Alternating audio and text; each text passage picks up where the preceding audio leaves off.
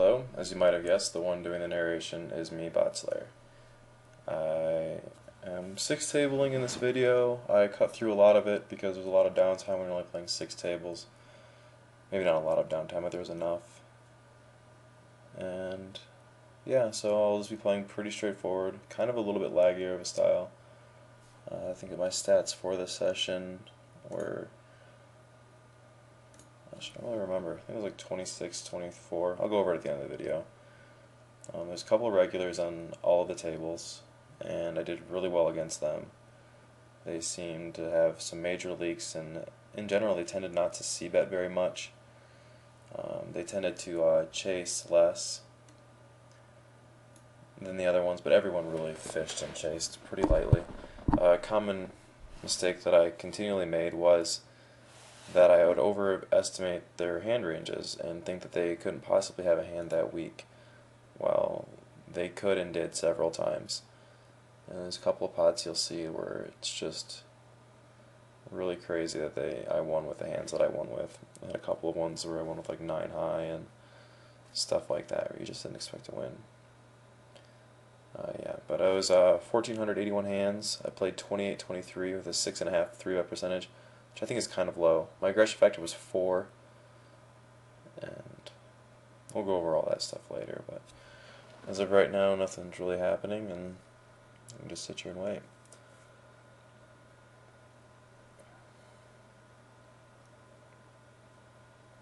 Yeah, to be honest, I'm actually kind of nervous. I make these videos all the time, but I never put this much time up, this much work in it. I take notes on everybody at the table. You'll see that I'm constantly just writing down where I'm playing with them. If you look on this table, no real regulars. Actually, this is a pretty good game. And the point of this hand is to show you how not to play kings. And I'll let you guys guess who the player is with kings. I honestly don't even always call this. It is only a 3x though, someone else called. And there's a lot of dead money in the pot. And so I think it's back 5-3-4 comes in with a min raise, and the entire table calls.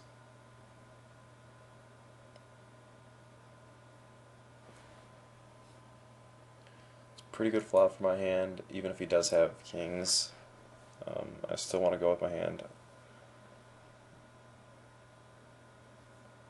And there is some other chances that he'll have something like ace queen, ace jack, king queen. He's just trying to do something silly. When he check raises here, it's obvious that he is the one with kings. We get it in, and we're 42.9%. And in true making a video fashion, we bank the river.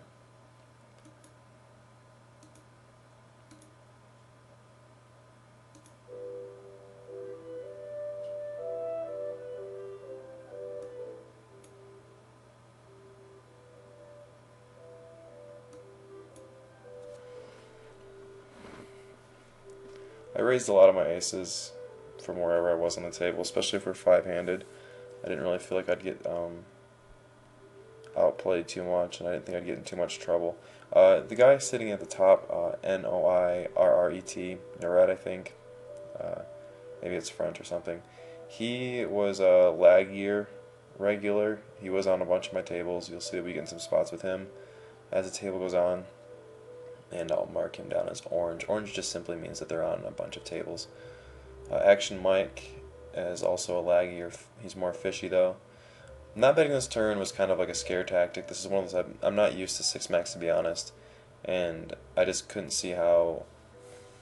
I mean, it is a good card if they have aces, but I felt like someone would be floating with like a 6-8 hand and then 2 hearts. We missed the end of that hand, but it got checked down. And one person showed up with ace-8, and the other person in the small blind showed up with 6-7 offsuit. So floating pretty light out of position from Noret sitting up there in the big blind as we see this hand being played out. Fat Tony, he played a couple pots against me, and he seemed to like to 3-bet more than most players do. But I think it would be standard for the 6-max style. So we c-bet this flop. Ace comes on the turn, and I think that my theory on him is right now is if he had a queen, he would have played it a little more aggressively, and then I kind of think that he flopped a 2-pair hand and was slow playing. And so I continue with my hand, and this is for value, because I don't think he's ever folding a hand. And now he opens ships, or it's not, yeah, just ships into me. This is, yeah, whatever. It's a play that I guess you should make, but really it just costs us both a couple bucks in rake.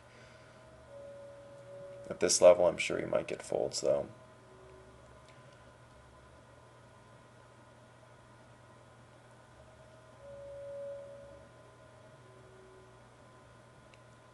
Let me pick up aces again, but we're not going to be going over that hand. We're actually going to be looking at a hand that I play on table 1 and 6. Nuret, he doesn't really 3-bet that much, but I raised from another gun, and as the hand that we just played was aces, I felt like he could have been getting out of line a little bit. I felt like he could have been doing this a little bit looser, especially since on table 1 he also raised, so maybe he was a little bit tilted or something like that from having to chop the hand where he flopped 2-pair against aces.